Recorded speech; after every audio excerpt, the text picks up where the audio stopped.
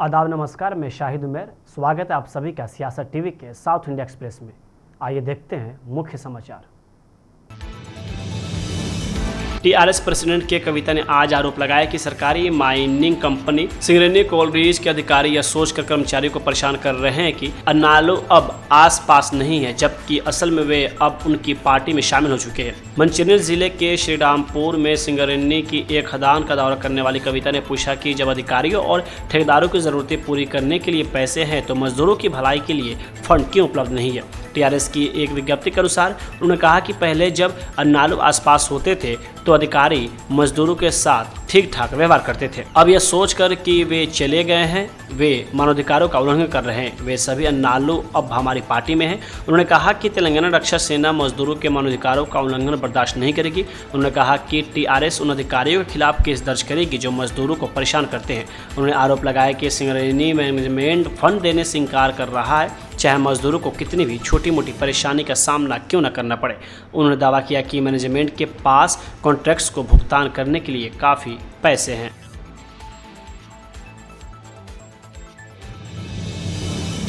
केंद्रीय मंत्री जी किशन रेड्डी पर हैदराबाद मेट्रो प्रोजेक्ट को रोकने के आरोपों पर कांग्रेस नेता वी हनुमंतराव ने कहा कि मुझे बीजेपी और किशन रेड्डी की हरकतों पर बहुत बुरा लग रहा है। दुर्भाग्य से हमारे मुख्यमंत्री रेवंत रेड्डी खुद कह रहे हैं कि केंद्र सरकार विशाखापट्टनम और अहमदाबाद की मदद कर रही है, लेकिन तेलंगाना में वे विरोध क्यों कर रहे हैं। उन्होंने जानबूझकर दूसरे चरण का काम रोक दिया। हमारे मुख्यमंत्री जो विकास कार्य कर रहे हैं, आप उसका विरोध क्यों कर रहे हैं। एआईएमआईएम प्रमुख और हैदराबाद से लोकसभा सांसद अश्विनी ओवैसी ने आज पश्चिम बंगाल की पूर्व मुख्यमंत्री ममता बनर्जी की पार्टी तृणमूल कांग्रेस पे पड़े फूट और जारी आंतरिक विवाद को लेकर निशाना साधा है। उन्होंने कहा कि कल तक जो हमें बी टीम कह रहे थे वो आज खुद भाजपा के समर्थन में चले गए हैं। जो लोग ये कहते थे कि सीने में मदीना और आंख में काबा, तो योगी आदित्यनाथ बंगाल गए और कहा कि हम बंगाल को काबा की धरती नहीं बनने देंगे, और आज वो सभी लोग एक साथ बैठकर चाय पी रहे हैं। अपन दिए इंटरव्यू में एआईएमआईएम प्रमुख अश्विनी ओवैसी ने कहा कि क्या आपने कभी ऐसा सुना है कि पार्टी सत्ता हारने के बाद पूरी तरह से गायब हो गया है और उसके 20 सांसदों ने पार्टी छोड़ दी। सारे के सारे कबूतर यहाँ से वहाँ उड़ गए हैं। ये आपकी पार्टी है और आप हमको गाली दे रहे थे। चुनाव के दौरान भी हमको गाली दे रहे थे, लेकिन अब किसको गाली देंगे। उन्होंने कहा आप भारतीय जनता पार्टी को रोक नहीं पा रहे हैं। आपकी पार्टी के विधायक चले गए और सांसद पार्टी छोड़कर जा रहे हैं। कोई आपकी पार्टी पर दावा कर रहा है। आगे उन्होंने कहा कि आप अपने ही लोगों को रोक नहीं पा रहे हैं और आप हम पर सेकुलरिज्म की पूरी अपनी थीसिस को हम पर फेंकते रहते हैं। कांग्रेस विधायक यशवंत राय गौड़ वी पाटिल के एक समर्थक का कहना है कि हम यहाँ सिर्फ एक वजह से आए हैं। हम डीके शिव कुमार से मिलकर उन्हें बताना चाहते हैं कि यशवंत पाटिल को मंत्री पद मिलना चाहिए। हमें डीके शिव कुमार पर भरोसा है। यहाँ 2000 लोग मौजूद है। वही आपको बता दें कि कर्नाटका में डीके शिव कुमार ने मुख्यमंत्री पद की शपथ ली है, जिसके बाद से मंत्री पद के दावेदारों की संख्या बढ़ रही है और हर लोग चाहते हैं कि हमारा नेता मंत्री बने। हमारा शासक यशवंत पाटिल साहब सीएम मिलाने के लिए हम सब मिला को डीके शिव कुमार साहब बहुत भारी अच्छा साहब है करके हमारे साहब को मिनिस्टर सचिव स्थान देता करके हम सभी लोग मिला को इधर 2000 सब मिला को हम 700 किलोमीटर क्षेत्र से आएगा। इधर हम इंडी क्षेत्र है सर। इंडी से बहुत लास्ट बॉर्डर है, हमारा कर्नाटक का बॉर्डर है। ये बॉर्डर से है हमारे इधर सचिव स्थान आपको दे दिया तो सर इधर बहुत खेड़े गाँव है, सभी को अच्छे हो जाएगा। इसके डीके शिव कुमार साहब का विश्वास ऊपर है। हम इधर आए सो बेंगलुरु के हम सचिव स्थान पूछने के लिए आए साहब। सब यशवंत राय और पाटिल इंडी शासक कितने लोग आए इधर? साहब 2000 लोग आए साहब। 2000 सन्नप्पा तलवार। आरएसएस प्रमुख मोहन भागवत को लिखे पत्र में कर्नाटक के मंत्री प्रियंक खड़गे ने कहा कि मैं बिल्कुल साफ हूं। मैंने कुछ कानूनी मुद्दे उठाए हैं, मैंने संविधान से जुड़े कुछ सवाल पूछे हैं। मोहन भागवत जवाब दें, आरएसएस जवाब दे। वही उन्होंने कहा मीडिया के सवालों का कि मैं क्यों जवाब दूं, वही है जो रजिस्टर्ड नहीं है। वे रजिस्टर क्यों नहीं हो रहे हैं, इसका जवाब मैं कैसे दे सकता हूँ। उन्होंने आरएसएस पर भी जमकर निशाना साधा। सवाल हमने पूछा है गृह मंत्री होकर, तो जवाब उनसे लीजिए ना। मैं ही सवाल पूछना, मैं ही जवाब देना, ये कैसा होगा? I am very clear. I have raised some legal issues, I have asked some constitutional questions. Let mister Mohan Bhagwat answer. Let the RSS answer. Why should I answer? They are the ones, right, who are not registered. वो क्यों registration नहीं करा रहे करके मैं कैसा बता सकता हूँ? Okay, thank you.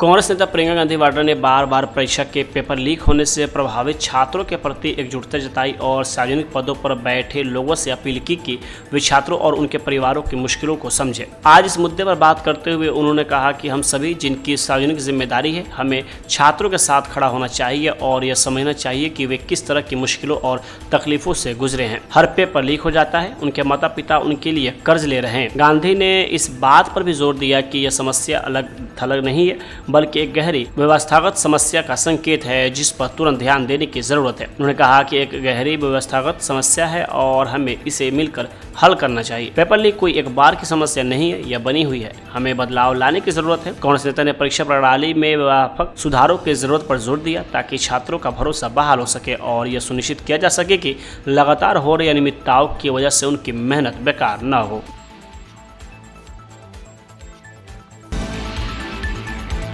21 जून को होने वाले नीट रीटेस्ट से पहले केंद्र सरकार ने नकल और पेपर लीक पर लगाम लगाने के लिए सुरक्षा व्यवस्था को अभूतपूर्व स्तर तक सख्त कर दिया है. प्रश्न पत्रों की एयरफोर्स के जरिए ढुलाई से लेकर AI आधारित फेस रिकग्निशन, बायोमेट्रिक वेरिफिकेशन और टेलीग्राम पर अस्थायी प्रतिबंध जैसे कदम उठाए गए हैं. हालांकि पूर्व तमिलनाडु बीजेपी अध्यक्ष के अन्नामलाई ने इन इंतजामों पर सवाल उठाते हुए कहा कि इसमें परीक्षा देने वाले छात्रों का तनाव और बढ़ेगा. के अन्नामलाई ने सोशल मीडिया प्लेटफॉर्म X पर पोस्ट करते हुए कहा कि 21 जून को होने वाले नीट रीटेस्ट के लिए शिक्षा मंत्रालय ने जिस तरह की हाई लेवल क्लासिफाइड और मिलिट्री ग्रेड सुरक्षा व्यवस्था की है वह छात्रों के लिए तनाव बढ़ाने वाली साबित हो सकती है.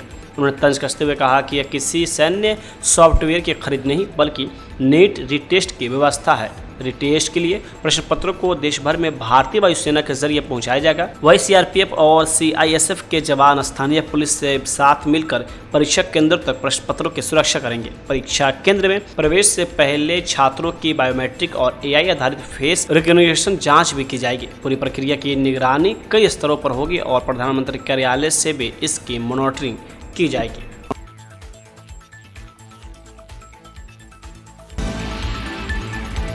तिरुवल्लुर में 3 साल के बच्चे के साथ रेप और हत्या की घटना पर DMK नेता कनिमोझी करुणानिधि ने कहा कि तमिलनाडु में नई TVK सरकार के आने के बाद दुर्भाग्य से हमने महिलाओं और बच्चों के खिलाफ अपराधों में भारी बढ़ोतरी देखी है और सरकार को इसकी कोई चिंता नहीं दिखती. पुलिस विभाग सीधे मुख्यमंत्री के कंट्रोल में होने के बावजूद उन्होंने इस बारे में कुछ नहीं कहा है. वह लोगों को कोई सकारात्मक या भरोसा दिलाने वाली बात बताने में नाकाम रहे हैं. मामलों और अपराधों की संख्या दिन ब दिन बढ़ रही है. 3 साल के बच्चे के खिलाफ हुई इस हालिया घटना में पुलिस ने अपराध को छिपाने की भी कोशिश की. वे बच्चे को ले गए और माता पिता की इजाज़त के बिना उसे दफनाने की कोशिश की.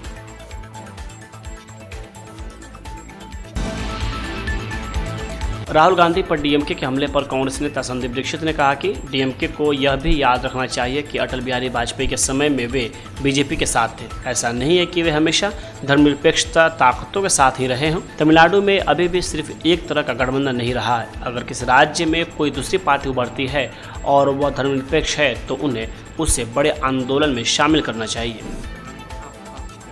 देखिए साहब, ये उनका मुखपत्र क्या कहे क्या नहीं कहे वो जाने.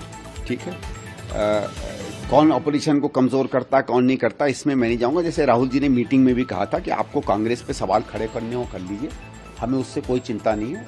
आपको बड़ा लक्ष्य अगर देखना है तो देखिए. DMK को इतना भी याद होना चाहिए कि अटल बिहारी जी के समय यही बीजेपी के साथ खड़े थे. ठीक है, ये कोई ऐसा नहीं है कि केवल सेकुलर फोर्सेस के साथ रहे हैं, है ना. और DMK कभी किसी के साथ, और कांग्रेस का देखिए तमिलनाडु में कोई एक छत्र या एक ही तरीके की अलायंस नहीं रही है. कांग्रेस की भी कभी अन्ना DMK से थी, कभी DMK से थी. DMK ने कभी कांग्रेस को बहुत विरोधी समझा, फिर कांग्रेस के साथ अलायंस भी किया. एक समय था जब DMK कांग्रेस को और बिल्कुल छूती भी नहीं थी.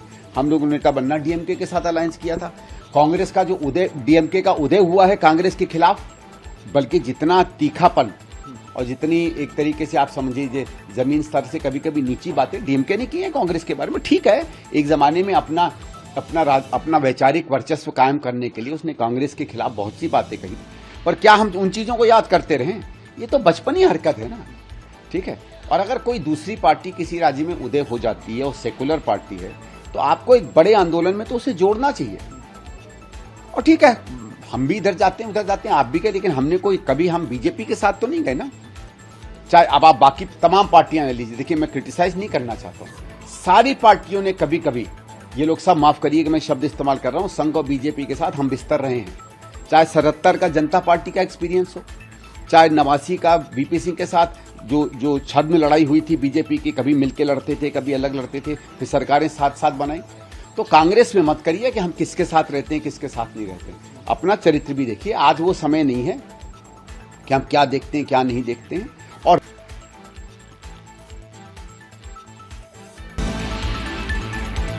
आरएसएस प्रमुख मोहन भागवत ने कर्नाटक के गृह मंत्री प्रियंक खड़गे के खुले पत्र का जवाब देने से साफ इनकार कर दिया है। खड़गे ने पत्र में आरएसएस से अपना कानूनी दर्जा स्पष्ट करने, पंजीकरण यानी रजिस्ट्रेशन कराने और आय व्यय संपत्ति के साथ ही फंडिंग से जुड़ी जानकारी सार्वजनिक करने की मांग की थी। केरल के त्रिशूर में एक कार्यक्रम में बोलते हुए भागवत ने कहा कि मैं खड़गे के पत्र का जवाब नहीं दूंगा, हमारे पास छुपाने को कुछ भी नहीं है।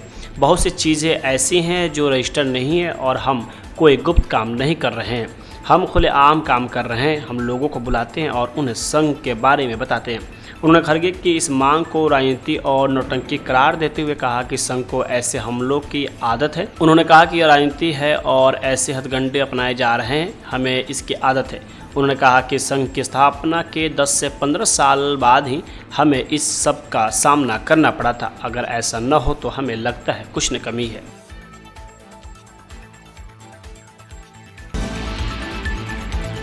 एआईएमआईएम प्रमुख असदुद्दीन ओवैसी के बयान पर समाजवादी पार्टी के प्रमुख अखिलेश यादव ने कहा कि जो इंडिया गठबंधन था वही इंडिया गठबंधन बना रहेगा और इसने अभी अभी बीजेपी को हराया है। ऐसे कई लोग आएंगे और कई रुकावटें भी आएंगी। ऐसे सभी लोग बीजेपी को फायदा पहुंचाना चाहते हैं। एक तरह से उन्होंने एआईएमआईएम प्रमुख असदुद्दीन ओवैसी पर भी निशाना साधा है। आज भंडारे के दिन इतनी बड़ी राजनीति का सवाल पूछ रहे हो। समाजवादी पार्टी जो इंडिया गठबंधन रहा है वही इंडिया गठबंधन रहेगा और अभी तो हराया है बीजेपी। आपको सोचना और आंख बंद करके अपने घर पे बैठना, सोचना ये कैसे लोग निकल पड़े हैं। ऐसी बहुत सारी ताकतें आएंगी, बहुत सारे ऐसे लोग लगेंगे जो बीजेपी को लाभ पहुंचाना चाहिए। अभी बीजेपी हारी है, जो हारी हुई बीजेपी है मरता क्या न करता, मरता क्या न करता। और मैं आपको बता देना चाहता हूँ कि कोई भी कारोबार करने वाला और जिसके पास वो बीजेपी का मुकाबला नहीं कर सकता। और आपसे अच्छा कौन जानता है गाना और गाना ये क्या है, फसाना ये बताओ। गाने और गाने का क्या फसाना है बताओ। कितने सवाल पूछ लिए आपने। कल ब्राह्मणों को लेकर बैठक करने जाएंगे सर।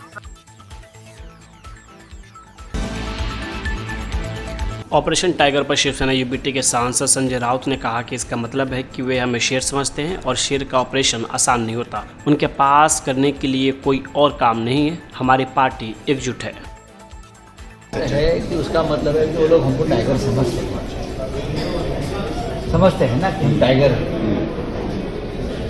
और टाइगर का ऑपरेशन आसान नहीं होता। कोशिश तो करेंगे, उनके पास दूसरा कोई काम नहीं है, देश कल्याण का काम नहीं है, जनता के कल्याण का काम नहीं है। पार्टियाँ छोड़ो, यही काम चल रहा है उसका। हमारे पार्टी को 60 साल ऐसे बहुत से भाव हमने अपने मिले हैं और आगे निकल चुके हैं। हमारी पार्टी क्या एमपी एमएलए के नहीं बने, कार्यकर्ताओं के पास काम करेंगे करते सर। लेकिन आप कह रहे हैं कि ऐसे अटेम्प्ट्स तो क्या होता है। मेरी भी प्रधानमंत्री से मुलाकात होती है।